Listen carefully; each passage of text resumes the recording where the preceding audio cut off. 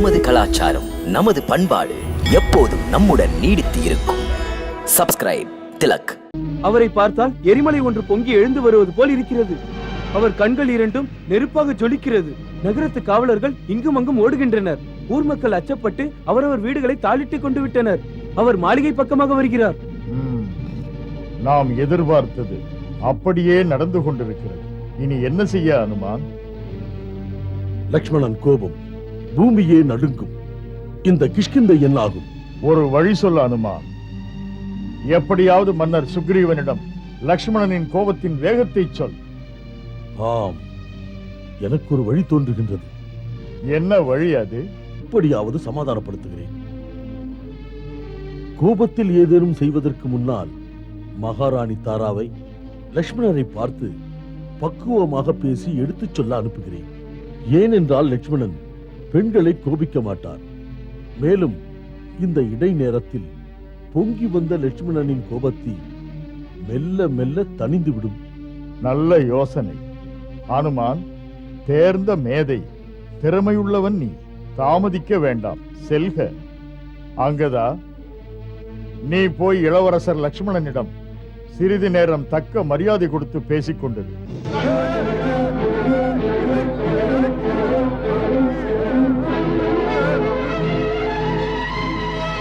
எங்கே இருக்கிறீர்கள் மன்னர் சுக்ரீவனே? உங்களுக்கு ஸ்ரீராமன் தந்த செய்தியுடன் அவர் தம்பி லக்ஷ்மணன் வந்திருக்கிறேன். அமரர் வாலியின் மைந்தன் அங்கதன் தங்கள் திருவடிகளை பணிந்து வணங்குகிறேன். எம்முடைய ஆசீர்வாதம். உடனே போய் கிஷ்கிந்தை மன்னர் சுக்ரீவனிடம் சொல். நாம் அவரை பார்த்தாக வேண்டும்.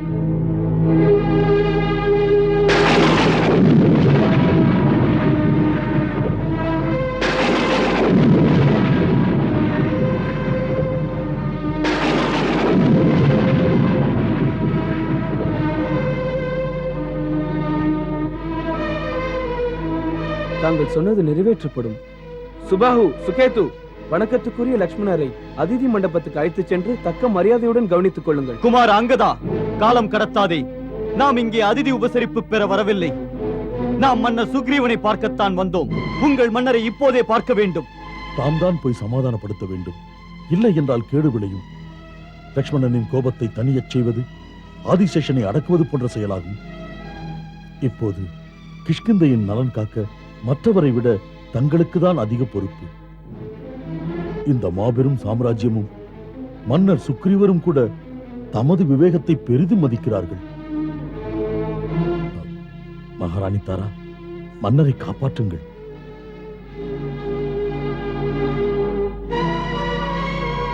மன்னருக்கு வெற்றி.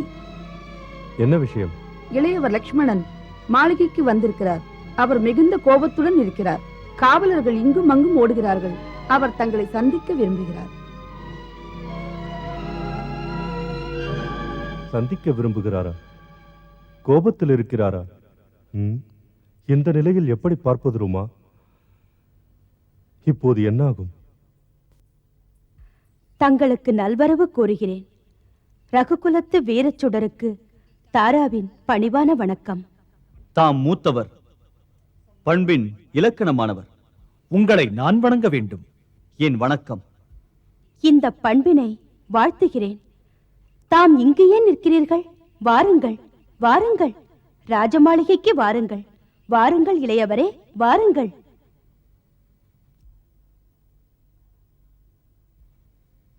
வாருங்கள், வாருங்கள். தங்கள் நல்வரவால் கிஷ்கிந்தை நகர ராஜமாளிகை இன்று புனிதமும் பெருமையும் அடைகிறது. அமருங்கள். என் மதிப்புக்குரிய அண்ணன் ஸ்ரீராமச்சந்திரன் அனுப்பி வந்திருக்கிறேன். இப்போதே மன்னர் சுக்ரீவனை நான் பார்த்தாக வேண்டும். அவ்வாறே?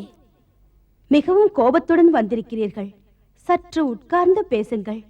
ஹனுமான், சுக்ரீவன் தப்பாமல் இப்போதே வந்து உங்களை வரவேற்பார்கள். தாதி, ஆணை என்ன மகாராணி? பாதங்களை கழுவுவதற்கு தண்ணீர் கொண்டு வா. வேண்டாம் மகாதேவி, இந்த ஆடம்பரங்களுக்கு ஒரு தேவையும் இல்லை.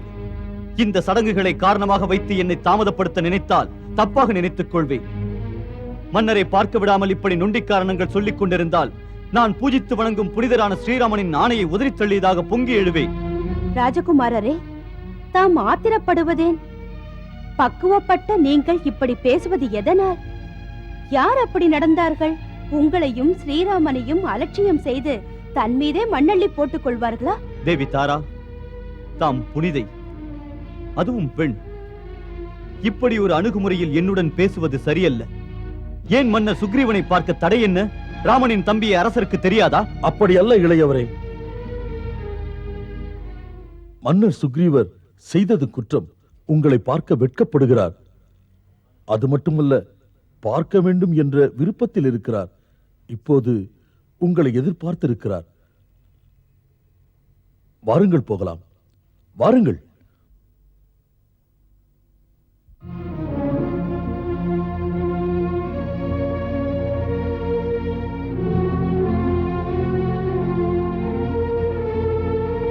சூரிய மைந்தன் சுக்ரீவன், ராஜகுமாரர் லக்ஷ்மணரை வணங்குகிறேன்.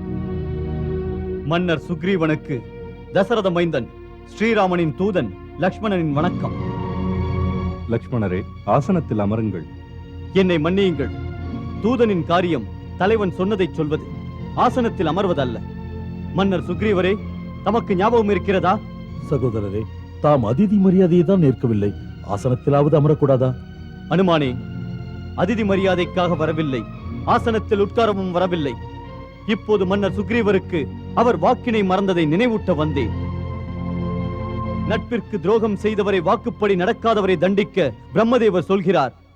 தனது காரியம் முடித்துக் கொண்டு உதவிய கரங்களை மறப்பவனை நண்பன் என்றும் பார்க்க வேண்டாம், நன்றி மறந்தவனை கொல்லலாம். ஒரு துரோகி, தினம் மது குடிப்பவன், திருடன், விரத முறையை செய்யாதவனை மன்னிக்க நல்ல புனிதர்கள் பரிகாரத்திற்கு வழி சொன்னார்கள்.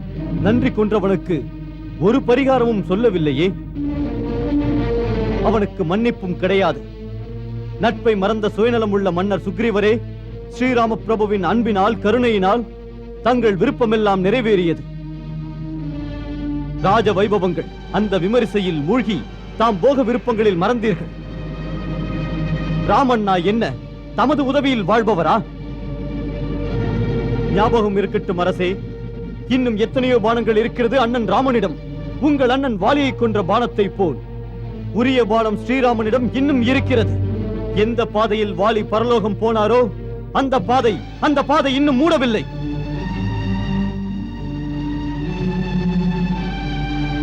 ஹே இளைய வீரரே, உணர்ச்சி தந்த வேகத்திலும் கூட தாங்கள் இப்படி பேசுவது சரியல்ல. குமார லட்சுமணரே, ஒரு நண்பருக்கு, ஒரு அரசருக்கு இடையே தாங்கள் சொல்லிய கொடிய வார்த்தைகள் உகந்தது அல்ல.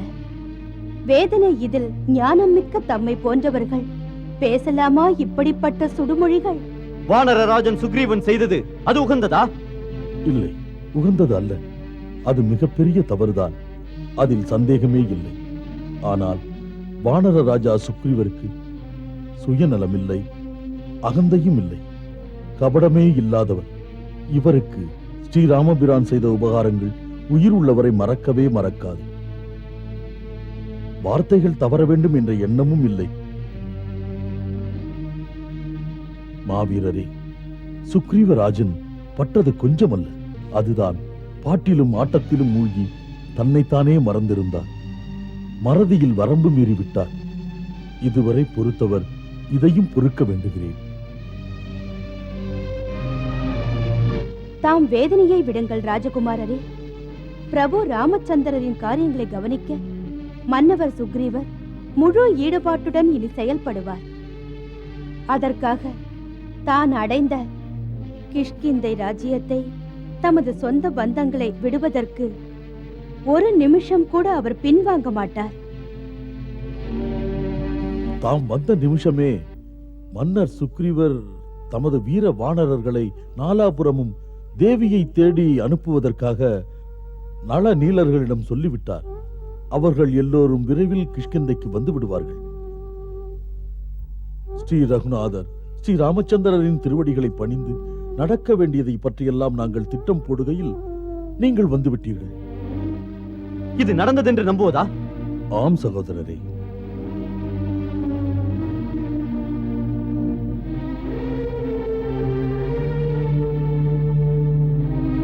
முன்கோபத்தால் தங்களை ஏதேதோ பேசி நான் தூற்றிவிட்டேன். அது குறித்து மன்னித்து விடுங்கள் வானரராஜனே. வானர குலம் ரகுகுலத்தால் வாழ்கிறது. தமக்கு உரிமையுண்டு சொல்ல அதிகாரம் உண்டு இளவரசர் லக்ஷ்மணரே. இளையவர் லக்ஷ்மணரைப் போல ஸ்ரீராமனுக்கு மனம் புண்பட்டிருக்கும்.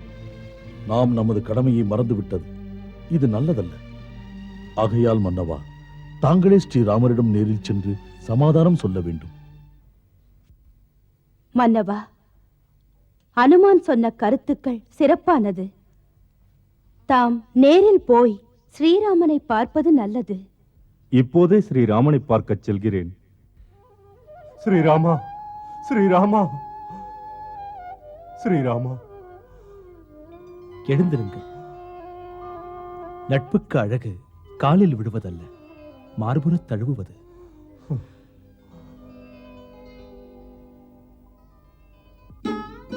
பிழை புரிந்தேன் அறியாமையினால் ஸ்ரீராமா.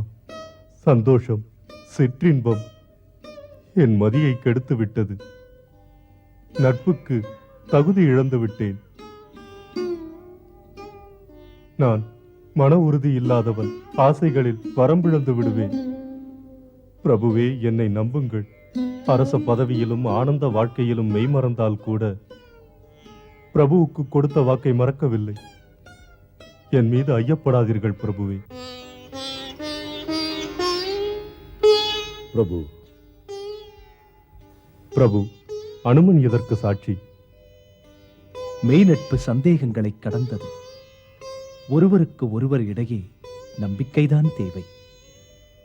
தர்மத்தையும் கடமையையும் விடாமல் திடச்சித்தனாய் இருப்பவனும் கூட சமயத்தில் தவறுகிறான். மனதில் நிலைத்த எண்ணங்களை அவன் மறப்பதில்லை.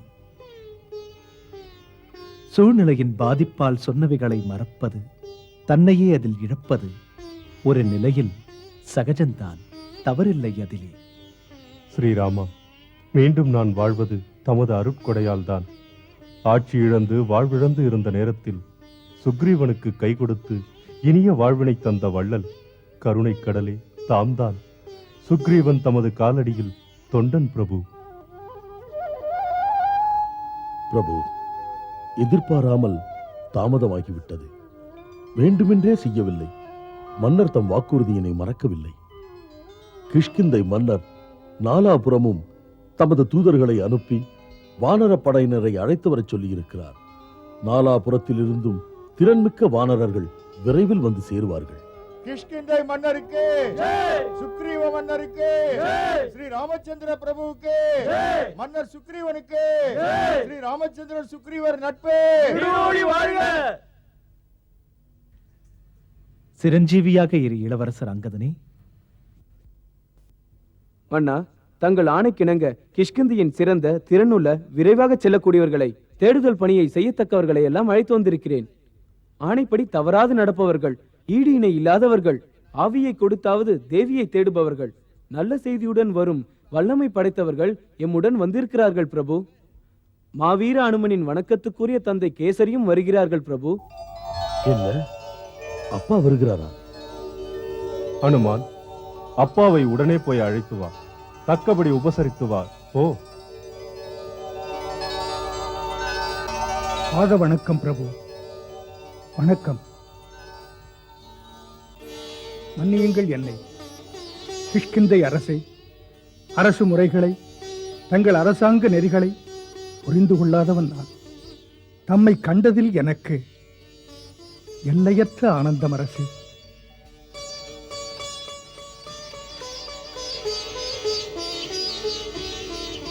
ரகுகுல நாயகா, அப்படி ஒரு ஆசை தங்களை தரிசிக்க இன்று தரிசித்தேன். வானரரில் சிறந்த கேசரி, ராஜ்யம்தான் ஏது, எவன் இங்கே ராஜா? படைப்பிலக்கணப்படி பார்க்கும்போது நாம் எல்லாம் சமம்தான். ஹனுமான், அன்புமிகும் தந்தையாரை வணங்கு. உன்மீதுள்ள பாசம்தான் கேசரியாரின் உயிர் நாடி. தந்தையே,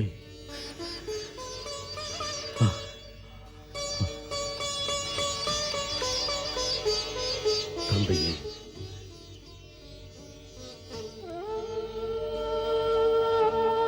ஆஞ்சநேயனே, கேசரி செல்வனே, சிரஞ்சீவியே, சாதனையாளனே, நீ எடுக்கும் காரியங்கள் முடிக்கப்படும்.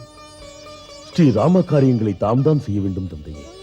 இப்போது நம் கடமை ஸ்ரீராமனின் சேவையை தொடங்குவதே. மன்னர் சுக்ரீவரே, இனி செயல்பட வேண்டியதை சொல்லுங்கள்.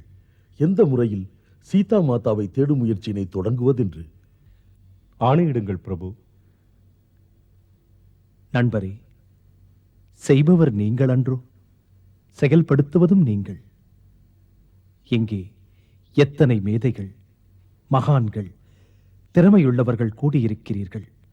தாம் எல்லோரும் விவாதித்து மேலே இதை நடத்துங்கள். அங்கதா, விவாதித்து முடிவெடுக்க அவை கூட ஏற்பாடு செய் மகனே. நடக்க வேண்டிய செயல் திட்டத்தினை எடுத்தாக வேண்டும். ஆணைப்படியே மன்னவா. வீரமிக்க வானரர்களே,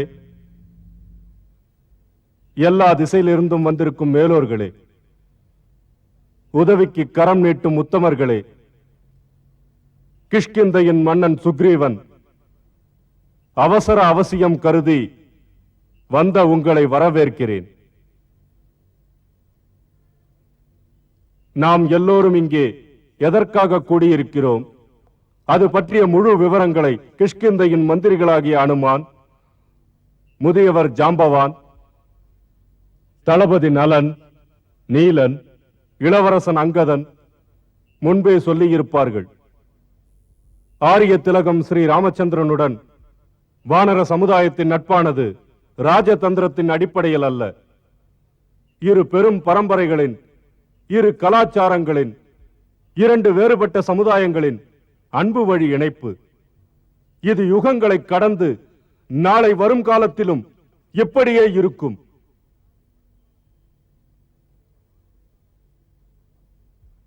நம்முடைய வானர ஜாதி நட்பிற்கு உயிரையும் கொடுப்போம் என்ற நல்ல குணம் படைத்தவர்கள்.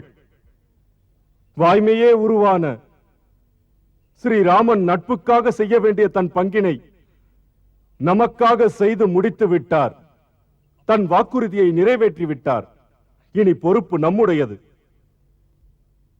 இனி மானுடர் வானரர்களின் இந்த லட்சிய நட்பினை கருகவிடக் கூடாது.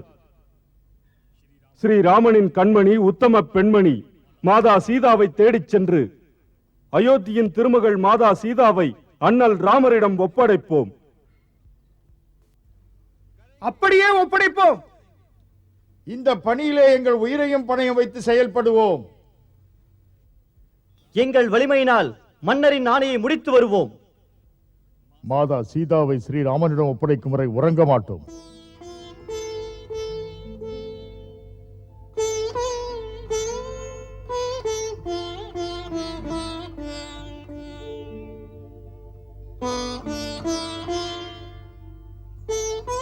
பேரன்பும் தோழமையும் கொண்ட சொந்தங்களே, இந்த காரியத்தை சாதித்து முடிக்க இந்த ராமனாலும் இயலாது, லக்ஷ்மணனாலும் முடியாது. இந்த காரியத்தின் வெற்றி உங்கள் அனைவரின் கையிலும் தான். உங்களின் அன்பு, உங்களின் ஆர்வம்,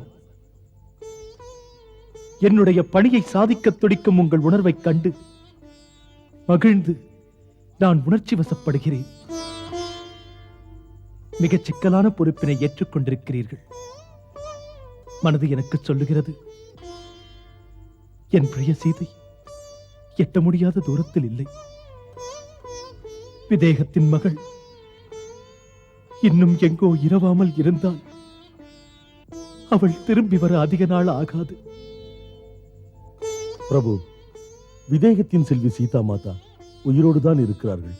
அது பற்றி சந்தேகமே இல்லை. ஆம் அண்ணா அனுமான், தாம் சொன்னது வெறும் பேச்சல்ல, சத்திய வாக்கு. மாதா சீதாவின் புனிதம் நெருப்பிலும் தூயது, நிரந்தரமானது.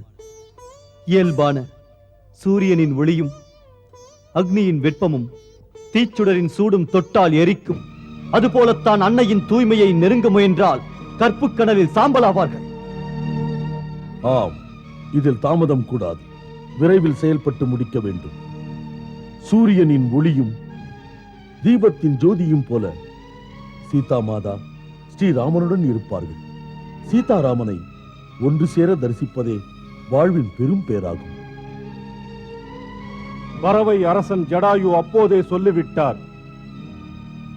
சீதா மாதாவை அபகரித்துக் கொண்டு ராட்சசராஜன் இலங்கேஸ்வரன் ராவணன் சென்றதாக பாவி தேவியை எங்கு வைத்தானோ, தேவியை தேடுவது நம் கடமை. நமக்காக வானரப் பெரியோர், திருமிகு கேசரி, மாமேதையான கஜவந்தர், ஜாம்பவான் போன்றோர் இருக்கிறார்கள். அவசர அழைப்பினை அவசியமாக கருதி அனைத்து தரப்பினரும் வந்திருக்கிறீர்கள். தாமெல்லாம் திறன் மிக்கவர்கள். எப்படியாவது விரைவாக செயல்பட்டு நாம் நம் பொறுப்பினை முடிக்க வேண்டும்.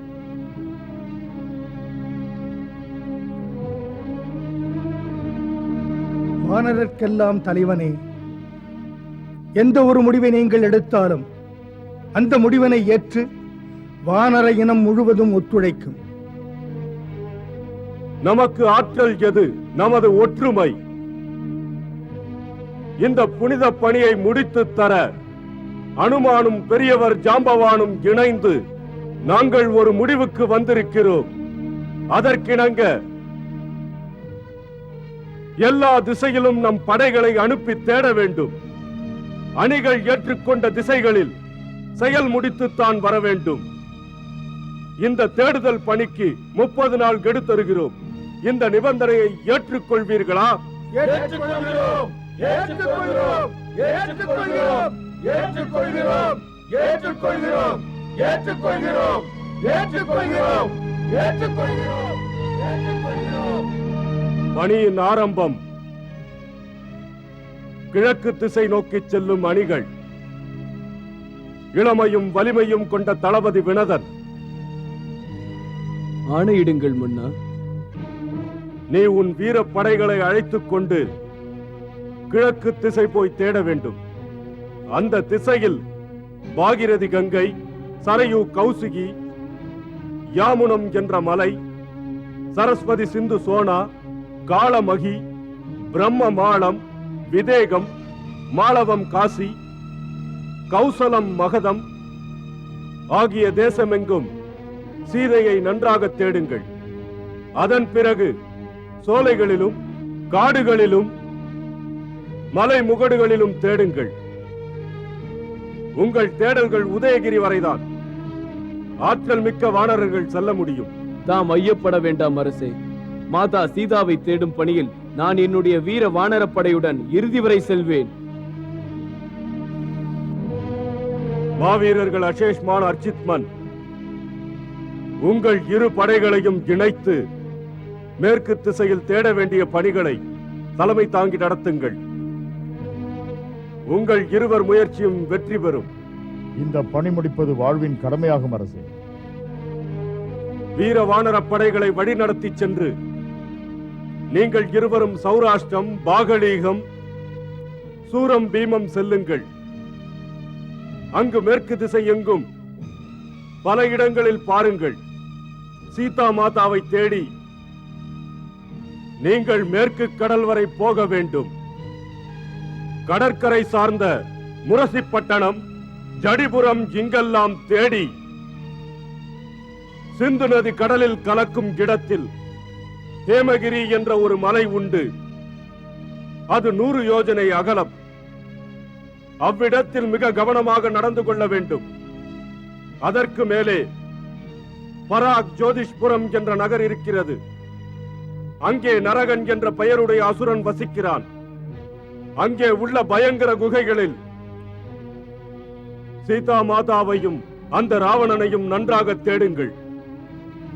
அதையும் தாண்டி போனால் பொன்மயமான 60,000 மலைகள் உண்டு. அவை சூரியனைப் போல ஒளி வீசும் மலைகள்.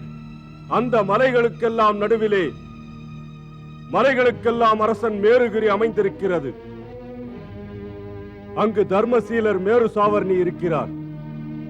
அவர் திருப்பாதங்களை வணங்கி மிதிலையின் மகள் சீதையை பற்றி கேளுங்கள். வானர வீரரே,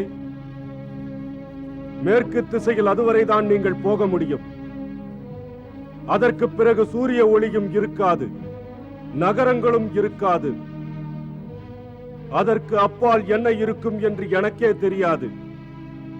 அங்கெல்லாம் சென்று ராவணனை பற்றியும் சீதா மாதாவை பற்றியும் தெரிந்து வாருங்கள். தங்கள் ஆணை அரசு. இந்த பணியை மட்டும் முடித்து விட்டால் நாம் என்றென்றும் வாழ்வோம். தென் திசை சென்று ராவணன் வடதிசை செல்ல மாட்டான். அப்படி நடக்க முடியாது. ஏனென்றால் வடதிசையில் ஸ்ரீ ராமபிரான் வாலாட்டியவர்களை வீழ்த்தியிருக்கிறார். மாயாவி அசுரர்களின் கபடம் என்னவென்று ஒரு முடிவும் சொல்ல முடியாது. அனுமான், நாம் எல்லா திசைகளிலும் தேடலை நிச்சயம் நடத்த வேண்டும். வீரமிக்க சதவலி, ஆணையிடங்கள் மன்னா. வடதிசை சென்று அன்னையை தேடும் பொறுப்பினை நாம் உம்மிடம் ஒப்படைக்கிறோம். எமக்களித்த கௌரவமாக இதை நினைக்கிறேன் அரசி. நான் இன்றே என்னுடைய மாவீர படையுடன் வடதிசையை துளைத்து வருகிறேன். நாம் எல்லாவற்றிலும் முக்கியமாக கருதும் திசை தென் திசைதான். தென் திசையில் தேடச் செல்லும் அணிக்கு அணித்தலைவராக செல்பவர் இளவரசர் அங்கதன். நானா? ஆம், நீதான். பேறு பெற்றேன் அரசே. உன்னுடன் வருபவர் மிகவும் நம்பிக்கையான என்னவர் வாயுமைந்தன் ஹனுமான். ஜாம்பவான் எனும் பெரியவர் பிரம்மதேவனின் வலிமை மிக்க மைந்தர், அனுபவசாலி. அக்னியின் மைந்தன் நீலன், நளன். அன்புக்கு நன்றி கிஷ்கிந்தை அரசே. வீரத்தில் மிகச் சிறந்தவர்கள் சுகுர், சுவாசன், கந்தமாதரன், அனந்தன், கிருபாசன். நீங்கள் அவரவர் அணிப்படைகளுடன் நமது அங்கதனின் தலைமையிலே எல்லோரும் ஆந்திரம், கர்நாடகம், புண்டரம், சோழ, பாண்டிய, கேரள பிரதேசத்திலும் நன்கு தேடுங்கள். காவிரி நதியை தொழுது செல்லுங்கள். மகாநதி தாமிரபரணியை வணங்கிச் செல்லுங்கள். தங்கள் ஆணைப்படியே அரசே. அனுமான், ஜாம்பவான், கடலின் நடுவில் அகத்திய முனிவரால் நிறுவப்பட்ட மகேந்திர மலையை பற்றி நீங்கள் கேள்விப்பட்டிருக்கலாம். ஆம், பருவ காலங்களில் இந்திரன் அங்கு வருவதுண்டு.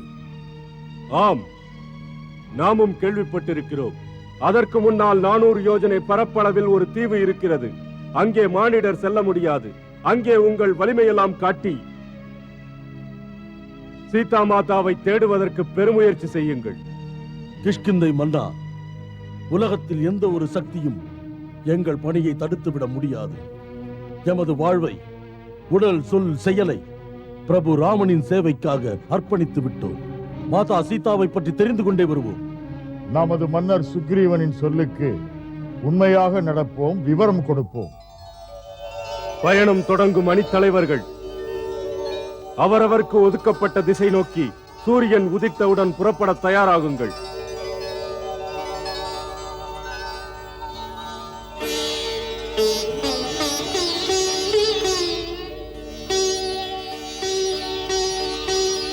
தந்தையே, ஆஞ்சநேயா, மகனே, பெற்றவரே, என்னை வாழ்த்துங்கள். உங்கள் மைந்தனின் வாழ்வு ஸ்ரீ ராமசேவைக்கு மட்டுமே. நீ பிறந்ததே ஸ்ரீ ராமசேவைக்காகத்தான் அனுமான். மகனே, அங்கதனுடன் புறப்படுவதற்கு முன்னால் ஸ்ரீ ராமபிரபுவின் பாதத்தை தொட்டு கண்ணில் ஒற்றிக்கொண்டு நீ ஏற்ற திருப்பணியை செயல்படத் தொடங்கு மகனே. அப்படி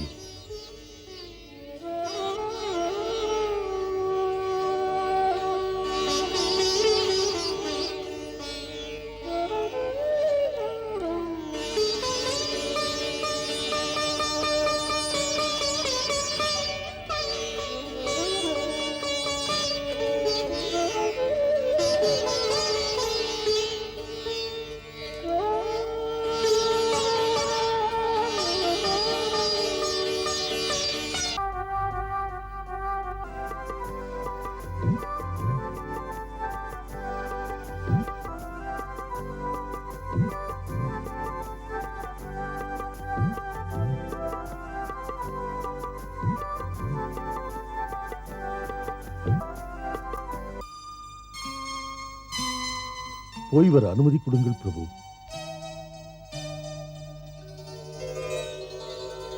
ஞானத்திலே உயர்ந்த ஹனுமான், உன் கைப்பட்ட உடனேயே உள்ளிருக்கும் அந்தராத்மாவில் நம்பிக்கையின் ஒளி பிறந்து ஒரு புது தெளிவினை தருகிறது.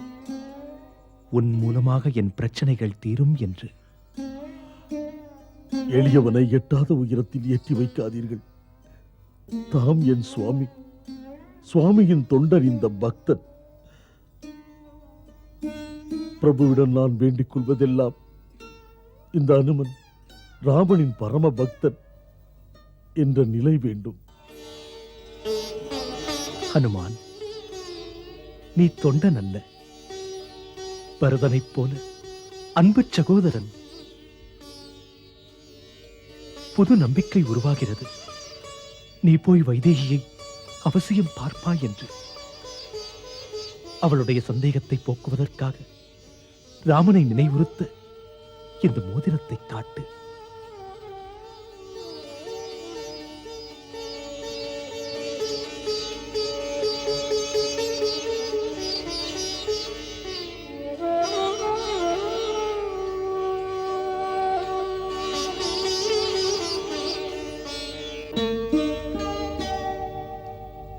சீதைக்கும் நம்பிக்கை வந்துவிடும்.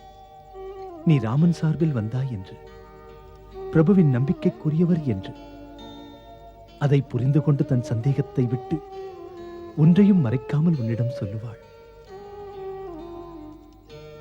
ஹனுமான், அவளிடம் சொல். எப்போது வைதேகி போனாளோ அந்த பிரிவின் துயரம் பெரிதும் என்னை நாளும் பொழுதும் பாதித்து உயிரற்ற உடல் போல் ஆக்கிவிட்டது என்று.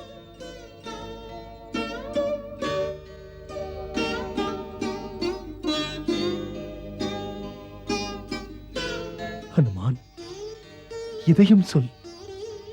அவள் இருக்கும் இடம் தெரிந்தவுடன் அவளை அழைத்து வர தாமதிக்க மாட்டோம் என்று.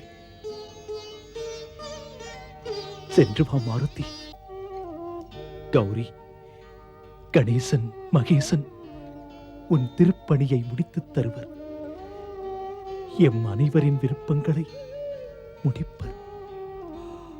ஜெய் ஸ்ரீராம்.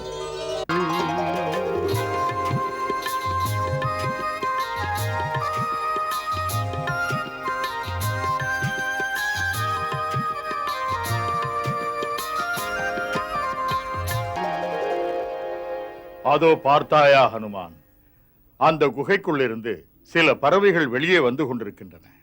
அப்படி என்றால் குகைக்குள்ளே தண்ணீர் இருக்கும். தாகமுடன் இருக்கும் நம்மவர்களுக்கு தண்ணீர் கிடைக்கும். இளவரசே அங்கதா, குகைக்குள்ளே செல்வதற்கு அனுமதி கொடு. நம் வானர சேனைகள் எல்லாம் உள்ளே செல்லலாம்.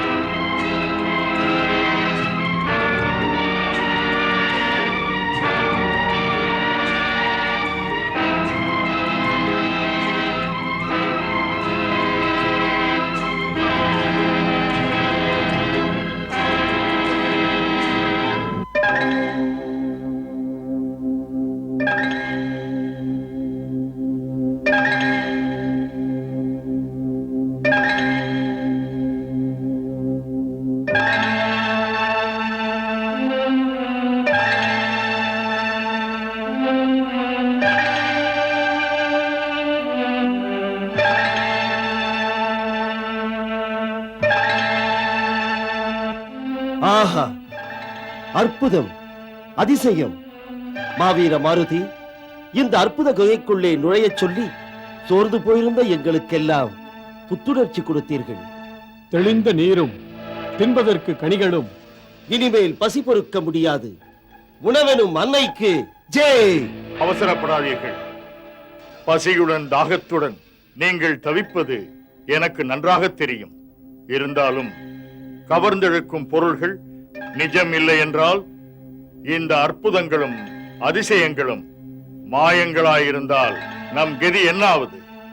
ஆகையால் தீர ஆராயாமல் புது இடத்தில் தண்ணீரையோ தின்பண்டங்களையோ எடுப்பது சரியல்ல. ஜாம்பவான் சொல்வது சரிதான். ஒருவேளை பின்விளைவுகள் பிரச்சனைகளை உருவாக்கலாம். ஆனால் எல்லா தேவைகளும் இருக்கும் இடத்தில் ஆள் நடமாட்டம், காவல் கட்டுப்பாடுகளும் இல்லை அனுமதி கேட்க. பசிதாகத்துடன் இருக்கும் நம் அவர்கள் இதை பயன்படுத்தினால் என்ன? யாரும் இல்லாத இடம், அதனால் தான் கவனமாக இருக்க வேண்டும் இளவரசே அங்கதா. இயற்கை வழங்கிய அத்தனை பொருட்களும் இங்கே இருக்கையில் எதனால் இங்கே ஆட்கள் யாரும் இல்லை?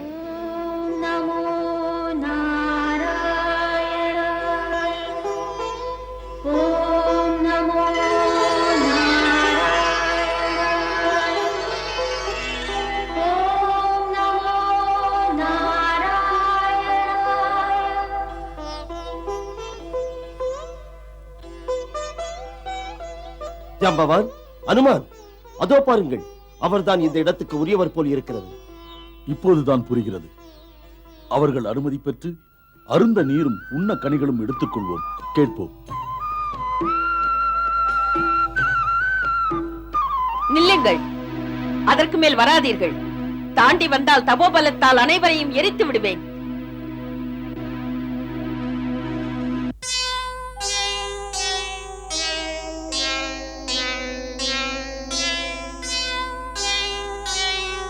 ஓ, அனுமான், ஜாம்பவான், நீலன், நளன், அங்கதன், கிஷ்கிந்தையின் வானர வீரர்கள்.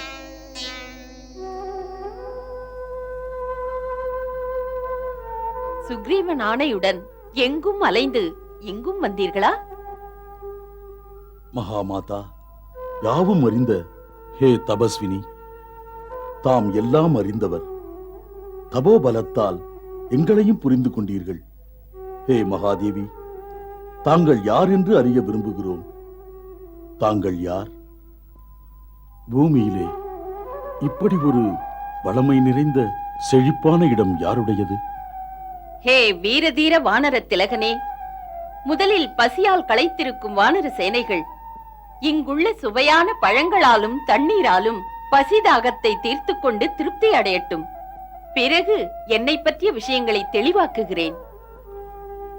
தேவி, தாம்தான் சொல்லாமலேயே எல்லாம் சொல்லிவிட்டீர்களே. முதலில் சாப்பாடு. ஹே சிறந்த வானர வீரனே, நான் மேரிசாவர்ணியின் மகள் ஸ்வயம்பிரபா. பிரம்மதேவரின் வரத்தால் உருவாக்கப்பட்ட இந்த மனம் கவரும் வனத்தில் உங்களையெல்லாம் வரவேற்கிறேன். சாப்பிடுவதற்கு இதோ சிறந்த சாப்பாடு, பழங்கள் முதலியன இருக்கின்றது. இதனால் பசியை தீர்த்து கொண்டு எல்லோரும் திருப்தி அடையுங்கள். எல்லோரையும் அழைத்துக் கொண்டு செல் இளவரசே. பாருங்கள், நாம் இஷ்டப்படி சாப்பிடுவோம். உணவு தந்த அன்னைக்கு ஜெய், பசி தீர்க்கும் அன்னைக்கு ஜெய். நன்றி கூறுகிறோம் தேவி. ஏன் உங்கள் இருவருக்கும் பசிதாகம் இல்லையா என்ன? ஏன் இல்லை?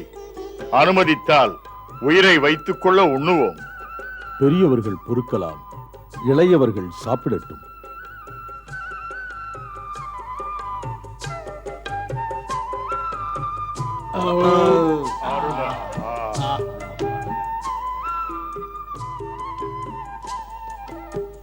ஹே வானர திலகனே அனுமான், ரிக்ஷராஜ் ஜாம்பவான், என் பெயர் ஸ்வயம்பிரபா. மாயத்தில் வல்ல மகா சிற்பி மயன் தாம் அறிந்த கலை நுட்பங்களால் இந்த தங்கமயமான அற்புத அதிசய அபூர்வ வனத்தை உருவாக்கினார். தானவராஜ மயன் ஹேமா என்ற பெயருடைய அப்சரஸ் மீது ஆசை கொண்டார். தேவேந்திரன் தன்னுடைய வஜ்ராயுதத்தால் அவரை அடித்து கொன்றார். அதன் பிறகு பிரம்மதேவர் இந்த பூமியில் அமைந்த இவ்வரிய வனத்தை ஹேமாவுக்கு கொடுத்தார். ஹேமாதான் இந்த இடத்தை காக்கின்ற பணியை என்னிடம் தந்தார். இந்த அபூர்வ இடத்தை பார்க்க அருகே நெருங்க யாராலும் ஆகாது. யார் வந்தாலும் இங்கு உயிரோடு இருக்க இயலாது. இங்கு இப்போது நீங்கள் வந்த காரணங்கள் சத்திய உத்தம பணியின் மீது. ஸ்ரீராம பிரபுவுக்கு சேவை செய்பவர்களுக்கு எந்த ஒரு பாதகமும் நெருங்காது. எத்தனையோ நாட்களாக நாங்கள் தென் திசையாக தேடி வருகிறோம். ஆனால் ராவணன் இருக்கின்ற இடத்தை அறிந்து கொள்ள இயலவில்லை. இனிமேல் தெற்கு பகுதியில் சமுத்திரத்திற்கு அப்பால் தேட வேண்டும் நாங்கள். நான் அறியேன் விதியின் கணக்கில் என்ன இருக்கிறதோ. மாதா சீதாவை எப்படியும் கண்டுபிடிப்பேன் என்ற சபதம் எங்கள் மன்னர் சுக்ரீவன் எடுத்திருக்கிறார். தாயை தேடுவதாக சபதம் நாங்களும் எடுத்தோம். அதை செய்து முடிக்கவில்லையானால் இதே வனத்தில் நாங்கள் எல்லாம் உயிர் தியாகம் செய்து கொள்வோம். ஹே மகாமாயா, ஹே மகாமாதா, பசிதாகத்தால் துடித்த எங்களுக்கு அமிர்தம் போன்ற தெளிந்த நீர், சுவையான பழங்களும் தந்து உயிர் மட்டுமா தந்தீர்கள்? தெளிந்த சிந்தை, திட உறுதியெல்லாம் தந்தீர்கள். தேடல் பணியும் முடிக்காமல் பசிதாகத்தையும் பொறுக்காமல் இந்த குகைக்குள் நாங்கள் நுழைந்தோம். பசி தீர்ந்தது, வெளியே போக வழி தெரியவில்லை. மன்னன் சுக்ரீவன் மாதா சீதாவை தேடுவதற்காக ஒரு கெடு நிர்ணயித்திருக்கிறார். நாளாக நாளாக கெடு நெருங்குகின்றது. ஹே தபஸ்வினி, அன்பு கூர்ந்து இங்கிருந்து வெளியே செல்வதற்கு வழி சொல்ல வேண்டும். சிறந்த வானர வீரனே, ஸ்ரீராம காரியத்தின் மீது இப்படி ஒரு அர்ப்பண உணர்வு, இப்படி ஒரு ஊக்கத்தையும் கண்டு மிக்க மகிழ்ச்சி அடைந்தேன். மாருதி, தேவி சீதையை தேடும் பணியில் அன்பர்களுக்கு மார்க்கம் காட்டுகிறேன். மாதா, தாம் சொல்வது நிஜமா? ஆம் மைந்தா. இப்போது எல்லோரும் கண்களை மூடிக்கொள்ளுங்கள்.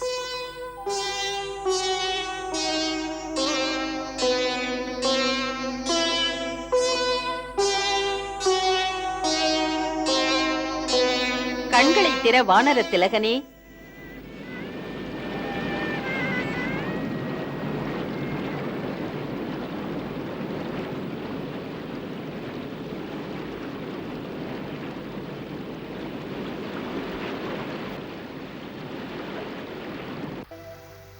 நான் உங்களை பெருங்கடலுக்கு அருகே அழைத்து வந்திருக்கிறேன். இங்கிருந்து தேவி சீதையை பார்த்து வர எப்படியும் இந்த பெருங்கடலை தாண்ட வேண்டும். இப்போது சீதையை பற்றிய குறிப்புகள் தெரிய வரும். இறைவன் உங்களுடைய திருப்பணியை முடித்து வைப்பார். இனிமேல் நான் பத்ரிகாசிரமம் போகிறேன். நலங்கள் பெருகட்டும்.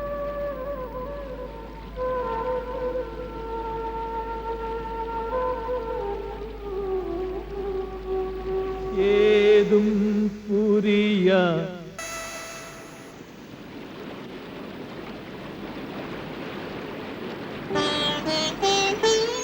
என்ன செய்வது? யாரை கேட்பது? தேடலும் முடியவில்லை. அலைகடல் போல் மனம் ஆகிவிட்டது. உறுதி தளர்கிறது, உடலும் சோர்கிறது. அன்னையை காணும் பாக்கியம் நம் தலையில் எழுதவில்லை. வானர மன்னர் சுக்ரீவன் சீதா மாதாவை தேடி கண்டுபிடிப்பதற்காக வெறும் 1 மாத தவணை தான் கொடுத்தார். அதிலே பெருமளவு தீர்ந்து விட்டது. ஆனால் ஒரு அணு அளவு கூட குறிப்பு கிடைக்கவில்லை. முடிந்த அளவுக்கு முயற்சிக்கிறோம், ஆனால் முடியவில்லை. அரசாணையை நிறைவேற்றாமல் நாம் எல்லாம் வெறும் கையோடு திரும்பினால் குற்றவாளியாகி விடுவோம். மரண தண்டனைக்கு ஆளாவோம். நான் ஒன்று சொல்லவா? சொல்லு தம்பி, உன் மனதில் இருக்கும் எண்ணத்தை சொல். ராஜ தண்டனையை விட நல்லது நாம் எல்லோரும் பிழைத்திருக்க அந்த தபஸ்வினி ஸ்வயம்பிரபா தேவியின் குகைக்கு போய் அப்படியே ஒளிந்து கொண்டால் எத்தனை சுவையான கனிகள், எத்தனை இனிமையான தண்ணீர், எத்தனை வசதியான குகை. நிறுத்து கோழையே. மறந்து விட்டாயா அந்த அன்னை சொன்னதை? இன்று வரை அந்த குகைக்கு போனவர்கள் உயிரோடு வந்ததில்லை. இந்த மூட வானரத்தின் பேச்சை கேட்டால் முடிவென்ன? அந்த லக்ஷ்மணரின் கோபத்தை பற்றி இவனுக்கு தெரியாது. லக்ஷ்மணரின் பானம் போகும் வேகத்தில் குகை முழுவதும் தூளாக்கி முன் இருந்த இடமே தெரியாமல் செய்துவிடுமே. லக்ஷ்மணனின் பானங்கள் நம் நெஞ்சிலே நேராக பாய்ந்து சீராக மேலே கொண்டு போய் சேர்த்துவிடும். நான் ஒரு முடிவுக்கு வந்து விட்டேன். நான் உங்களுக்கு தலைமை தாங்கி வந்தேன். எதிர்பார்த்தேன், ஏமாந்தேன். தோற்றுப்போன தலைவன் திரும்புவது அழகல்ல. இந்த அவமானத்தால் வெறுப்படைந்து இங்கேயே அமர்ந்து உண்ணா நோன்பு இருந்து இறப்பது கௌரவம் என்று நினைக்கிறேன். நான் இங்கேயே மரணம் வரும் வரை இருந்து உயிரை விட்டு விடுவேன். பெரியோர்களே, உங்களுக்கெல்லாம் என் இறுதி வணக்கம். உங்களுக்கெல்லாம் இறுதி ஆணையிடுகிறேன். ஜாம்பவானுடனும் மாவீர ஹனுமானுடனும் சேர்ந்து நீங்கள் எல்லோரும் உடனே கிஷ்கிந்தை திரும்புங்கள். இது எப்படி முடியும் இளவரசர் அங்கதனே? ஹனுமான், நீங்களே இவர்களுக்கு புரிய வையுங்கள். உங்களுடன் அழைத்துச் செல்லுங்கள். அது முடியாது. இளவரசர் அங்கதனே, இந்த திருப்பணிக்கு உங்கள் தலைமையில் யாவரும் இணைந்து வந்தோம். இதில் வாழ்வோ சாவோ எது வந்தாலும் எல்லோரும் அனுபவிப்போம். எந்த பிரச்சனையிலும் உங்கள் பின்னால் வருவது எம் அனைவரின் கடமை. ஆம் ஹனுமான், நாம் எல்லோரும் இளவரசன் அங்கதனுடன் இந்த விரிந்து பறந்த கடற்கரையில் உண்ணாமல் இருந்து உயிரை விடுவோம்.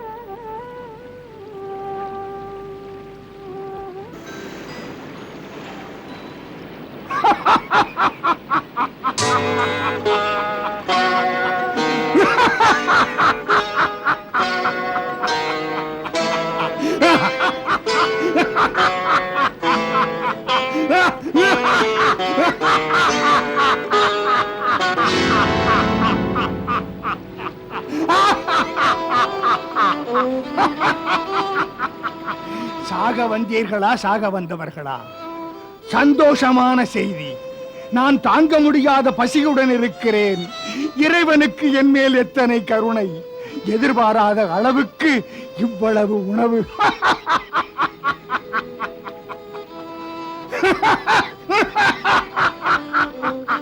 ஒவ்வொருவராக மடியுங்கள் தம்பிகளா. யார் யார் செத்து விடுகிறீர்களோ அவர்களை எல்லாம் தின்று விடுகிறேன். எத்தனை மாதங்கள் கடந்து விட்டன. மடியுங்கள், மடியுங்கள், உடனுக்குடன் மடியுங்கள். ஆம், அதுதான் நல்லது. உயிர் இருந்து என்ன? பிரபு ஸ்ரீராமனின் பணியை முடிக்க முடியவில்லை. நாங்கள் மடிந்து விழுந்தால் உன் பசியாவது தீருமல்லவா பட்சிராஜனே? ஜாம்பவானே, எல்லாருக்கும் நல்லது. இவரை பார்த்தால் அந்த சூரியனின் மகன் போல் இருக்கிறது. இந்த வடிவத்தில் வந்திருக்கிறார். இல்லை என்றால் இந்த கடற்கரை பக்கத்தில் எதற்கு வந்தார்? பெரியவரே, சாப்பிடுங்கள் எங்களை. உங்கள் சாப்பாட்டுக்கு ஆளாகிறோம் நாங்கள். மரணத்தை விரும்பி அமர்ந்தோம். யாருக்கும் பயனில்லாமல் போவதில் என்ன பெருமை? தாங்களாவது தின்னுங்கள். உயிர் பரிவு, உயிரினம் எல்லாவற்றிலும் கருணை காட்டினார் ஸ்ரீராம பிரபு. நமது உடல்கள் இவருக்கு உதவட்டும். பிரபு ஸ்ரீராமனின் கருணை குணம் நமக்கும் இருக்கக்கூடாதா? என்ன கருணை? உனக்கு தெரியாதா? பறவை அரசன் ஜடாயு மாதா சீதாவை காப்பாற்ற தன் உயிரை கொடுத்தார். பிரபு ஸ்ரீராமனோ ஒரு தந்தையைப் போல அதற்கு ஈமக்கடச் செய்தார். ஜடாயு ஜனகர் மகள் சீதாவை காப்பதற்காக ஜடாயு தன் உயிரையே அர்ப்பணம் செய்தார். ஸ்ரீராம சேவையில் அர்ப்பணமாகி பஞ்ச வடிவிலே பரிபூர்ண நிலைமை அடைந்தார். பிறவி பயன் பெற்றது மகாத்மா ஜடாயுக்கு. மீண்டும் மீண்டும் ஜடாயுவின் பெயரை சொல்பவர்களே, யார் நீங்கள்? யார் நீங்கள்? அருகில் வாருங்கள். விளக்கமாக நடந்ததை சொல்லுங்கள். ஜடாயு என்பது என்னுடைய தம்பி. என்ன ஆயிற்று அவனுக்கு? அஞ்சாதீர்கள். தயக்கமின்றி என் அருகில் வாருங்கள். சோர்ந்து கிடந்தே நீங்கள் என் உயிருக்குயிரான தம்பி ஜடாயுவின் பெயரை சொன்னபோது கேட்க ஆவலை தூண்டிவிட்டது. பழைய நினைவுகள் என்னை பந்தாடிக் கொண்டிருக்கிறது. எனக்கு தெளிவாக சொல்லுங்கள், என்னதான் நடந்தது என் தம்பி ஜடாயுவுக்கு?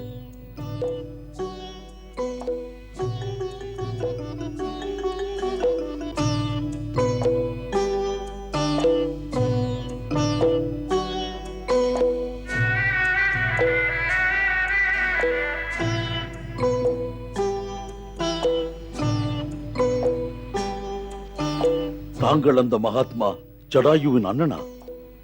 பட்சிராஜனே, எங்கள் வணக்கங்களை ஏற்றுக்கொள்ளுங்கள். உங்கள் எல்லோரையும் இந்த சம்பாதி வணங்குகிறேன். காலங்கடத்தாமல் என் தம்பி ஜடாயுவின் செய்திகளை தயவு செய்து சொல்லுங்கள். நீங்கள் பேசுவதை கேட்டு எனக்கு ஏதோ சந்தேகங்கள் எழுகின்றது. பெரியவரே, தங்களுக்கு சந்தேகம் ஏற்படுவது இயல்புதான். தசரத மைந்தன் ஸ்ரீராமபிரபுவின் மனைவி சீதா மாதாவை ஜனஸ்தானத்திலிருந்து கொடும்பாவி ராவணன் ஏமாத்தி கடத்தி சென்றான். மாதாவின் அழுகை குரலை கேட்டு ஜடாயு ராவணனை தடுப்பதற்காக பறந்து சென்று வீரமாக போராடினார். அந்த அக்கிரமக்காரன் கையால் உத்தமர் ஜடாயு வீர மரணம் அடைந்தார்.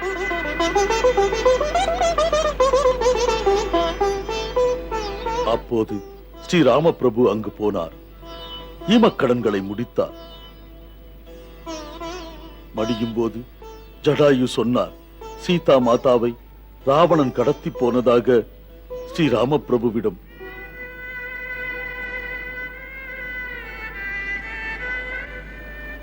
அன்பு தம்பி ஜடாயு, ஜடாயு, என் சகோதரா, என் நெஞ்சை சுக்குநூறாக்கும் இந்த செய்தியை கேட்கத்தானா நான் இன்னும் உயிரோடு இருக்கிறேன். அன்று நான் உன்னுடன் இருந்திருந்தால் மரணம் உனக்கல்ல, அந்த மதிகட்ட ராவணனுக்கு நேர்ந்திருக்கும். சீதா மாதா காப்பாற்றப்பட்டிருப்பாள்.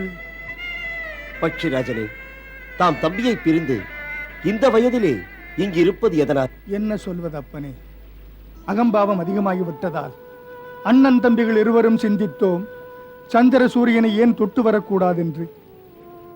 கையிலை மலையில் உட்கார்ந்து மாமுனிவர்கள் முன்னால் நாங்கள் ஒரு சபதம் செய்தோம்.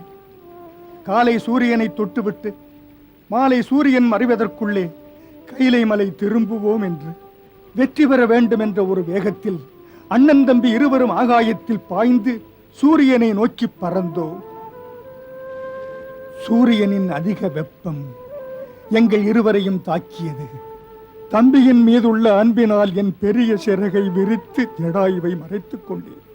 அவன் எரியவில்லை, ஆனால் களைத்து மயங்கி போய் கடலில் விழுந்து விட்டான். என் 2 இறக்கைகளும் எரிந்து விட்டது. நான் என் தம்பியை பிரிந்து எனது 2 இறக்கைகளையும் பறிகொடுத்து இந்த மலையில் வந்து விழுந்தேன். அந்த நாள் முதல் இன்று வரை ஆதரவுக்கு ஆளில்லாமல் நாளை கடத்துகிறேன். இங்கே இப்படி உட்கார்ந்திருக்கையில் ஒரு நாள் நான் கண்ட காட்சி, கொடிய ராவணன் ஒரு அழகுள்ள மங்கையை தனது விமானத்தில் கடத்தி சென்று கொண்டிருந்தான். நான் நினைக்கிறேன், அந்த அபலைதான் தசரத மைந்தன் ஸ்ரீராமனின் மனைவியாய் இருக்க வேண்டும் என்று.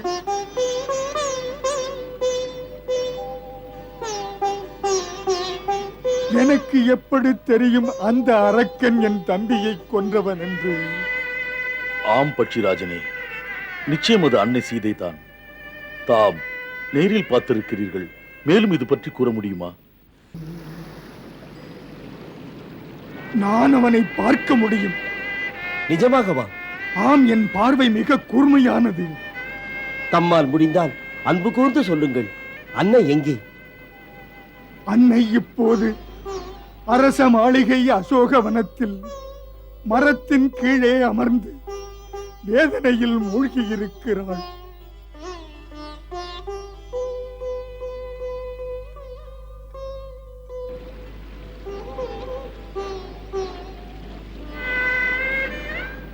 இதில் என் வேதனைக்குரிய விஷயம், எனது இந்த நிலையில் என் 2 இறக்கைகளையும் இழந்த காரணத்தால் நான் என் தம்பியை கொண்டவனை பழிவாங்க முடியாது, உங்களுக்கு உதவி செய்ய முடியாது. வாயால் பேசத்தான் முடியும். எப்படி அங்கே போவது? 400 யோஜனை தூரம் உள்ள இந்த பெருங்கடலுக்கு அப்பால் திரிகூட மலை மேல் தங்கமயமான இலங்கை நகரம் இருக்கிறது. அங்குதான் இருக்கிறது ராவணனின் ராஜ்யம். அதில் தான் அன்னையை வைத்திருக்கிறான். யார்தான் அறிவாலும் ஆற்றலாலும் இந்த 400 யோஜனை தூரம் விரிந்த பெருங்கடலை தாண்டி போக முடியுமோ, அவனால் தான் இந்த பணியில் வெற்றி பெற முடியும். செல்லுங்கள் வீர வானரர்களே, உங்கள் அறிவாலும் ஆற்றலாலும் செயல்படுங்கள்.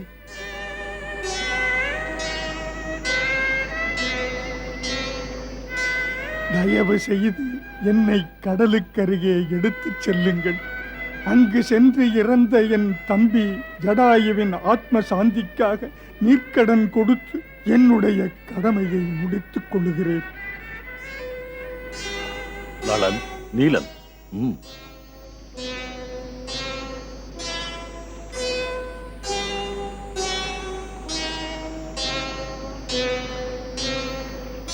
கிஷ்கிந்தை மன்னா சுக்ரீவா, எத்தனை ஆர்வத்துடன் நமது வானரப் படைகள் சென்றது மன்னா சுக்ரீவா. ஆனால் கிழக்கிலும் மேற்கிலும் சென்ற படைகள் முடியாமல் திரும்பிவிட்டன. மேலும் கசப்பான செய்தி, வடதிசை போய் தேடிச் சென்ற வானர சேனை கூட பயனின்றி திரும்பி வருகின்றது. எந்த முகத்துடன் போய் ஸ்ரீ ராம லக்ஷ்மணரை பார்க்க, எந்த முடிவை சொல்வது? அங்கதன் அனுமனுடன் தென்திசை நோக்கிச் சென்ற சேனைகள் இப்போது வரை திரும்பவில்லையே மன்னவா. நாம் சோர்ந்து சுருண்டு விடக்கூடாது. ஆம் கேசரியாரே, தவணை முடிந்த பிறகும் கூட இளவரசன் அங்கதன் திரும்பி வரவில்லை. ஆகையால் தென்திசை நோக்கி போனவர்கள் வானரப் படைகள் வென்று வருவார்கள் என்று நினைக்கிறேன். நம்பிக்கையின் ஒளி கடலுக்கு அப்பால் தெரிகிறது. ஆனால் இங்கோ சோர்வெனும் இருட்டுக்குள் நாம் முடங்கி கிடக்கிறோம். இப்போதுதான் ராவணனை பற்றி தெரிந்து கொள்ள முடிந்தது. இடம் மட்டும் தெரிந்தது, எப்படி அங்கு போவது என்று தெரியவில்லை. தெரியவில்லை என்று சொல்லுவதே வெட்கக்கேடு. என் தந்தை மாவீரர் மன்னர் வாலி அடிக்கடி சொல்லுவார், முயன்றால் முடியாதது எதுவுமே இல்லை என்று. தன்னம்பிக்கை வேண்டும் நமக்கு. இளம் வயது சூடு இருக்கிறது. உன்னால் சொல்ல முடியும் இளவரசே. சேனாதிபதியின் ஆர்வம்தான் சேனைகளுக்கு ஆற்றல். நீ எங்கள் சேனை தலைவன், எங்களுக்கு ஆணையிடு. எப்படி எப்படி நடந்து கொண்டால் வெற்றி பெற முடியும் என்று நாங்கள் சோர்ந்து விடவில்லை. சிறந்தவரே, வயதில் மூத்தவரே, அனுபவம் உள்ளவரே, தாமல்லவா எங்களுக்கு நல்ல வழி சொல்லத்தக்கவர். யோசிப்பதற்கு என்ன? அன்னை இருக்கும் இடம் எங்கே என்று இப்போது தெரிந்துவிட்டது. இனிமேல் எப்படியாவது அன்னையை தரிசித்து செய்தி சேகரித்து ஸ்ரீ ராமனிடம் போய் நின்று சொல்ல வேண்டியதுதானே. அதெல்லாம் சரி தம்பி. யார் இந்த நீண்ட கடலை தாண்டி சென்று திரும்புவது, சீதா மாதாவின் செய்தி கொண்டு வருவது? இருப்பவர்களில் வயதில் பெரியவன் மூத்தவன் நான் தான் இதை செய்ய வேண்டும்.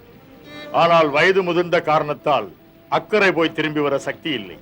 அந்த காலத்தில் தேவாசுரர்கள் பார்க்கடல் கடைந்ததை பார்த்திருக்கிறேன். அப்போது என்னிடம் இணையற்ற வலிமை இருந்தது. இறைவன் வாமனனாக உலகத்தை மூன்றடியாக அளக்க வானோக்கி வளர்ந்தார். அப்போது நான் கடல், மலை, வனம் நிறைந்த இந்த பூமண்டலத்தை 21 முறை சுற்றி வலம் வந்தேன். இப்போது நான் கடலை தாண்ட முயன்றால் 90 யோஜனை தூரம் 3.5 முறைதான் சுற்றி வர முடியும். முடிந்தாலும் அதனால் பலன் ஏதும் இல்லை. மாவீர ஜாம்பவானே, நான் இருக்கும்போது தாம் செல்ல வேண்டிய தேவையில்லை. நான் போவேன். நான் 400 யோஜனை வேகமாய் தாண்டுவேன். பிறகு திரும்புவது மட்டும் சந்தேகம். வேண்டாம் இளவரசி, அது கூடாது. சந்தேகம் இல்லாவிட்டாலும் உங்களை அனுப்ப மாட்டேன். தாங்கள் எங்களுக்கு சேனை தலைவன், கிஷ்கிந்தைக்கு இளவரசன். உங்கள் உயிரை பிரச்சனைக்குரியதாக்க மாட்டேன். இது என்ன விந்தையோ? கடல் முன்னால் இருக்கிறது, அக்கறை போக முடியாது. அக்கறை போக முடிந்தாலும் அங்கு போய் திரும்பி வரும் வல்லமை உள்ளவர் கிடையாது. அச்சம் வேண்டாம் அங்கதனே. இடம் தெரிந்தும் கூட லட்சியம் கைகூடவில்லை என்றால் துவண்டு விடக்கூடாது.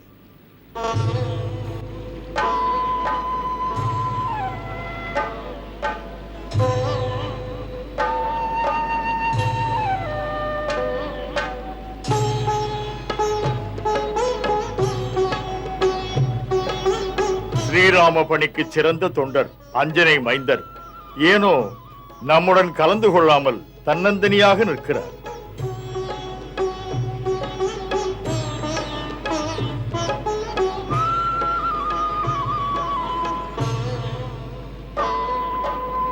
அஞ்சனை மைந்தா, பிரச்சனைகள் மிகுந்த நேரத்தில் தக்க யோசனைகள் சொல்லாமல் இங்கே இப்படி நிற்பதென்ன? இவருக்கு என்ன குறை ஜாம்பவான்? இவருக்கு முன்பு நடந்தது எல்லாம் தெரியாது, அதையெல்லாம் மறந்து விட்டார். என்ன மறந்தேன்? அனுமனே, உன்னிடம் உள்ள அபார வலிமை, தெய்வீக திறமை உன்னுடைய அன்பு தந்தை தாய் கேசரியும் அஞ்சனையும் தந்தது. ஆனால் நீ கைலாயநாதன் பகவான் சங்கரனின் 4 வேத ருத்ரன்.